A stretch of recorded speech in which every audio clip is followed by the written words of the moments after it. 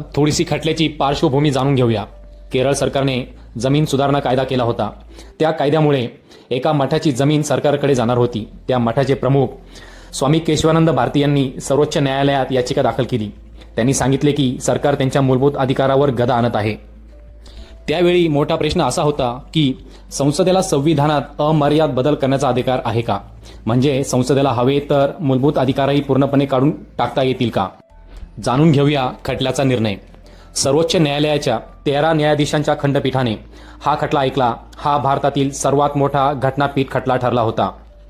न्यायालयाने 7 विरुद्ध 6 अशा बहुमताने निर्णय दिला.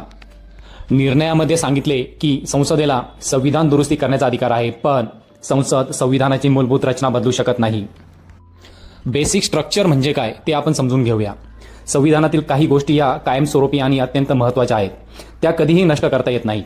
उदाहरण, संविधानाची सर्वोच्चता, लोकशाही व्यवस्था, धर्मनिरपेक्षता, न्यायपालिकेचे स्वातंत्र्य, न्यायालयीन पुनर्विलोकन, संघराज्य व्यवस्था आणि मूलभूत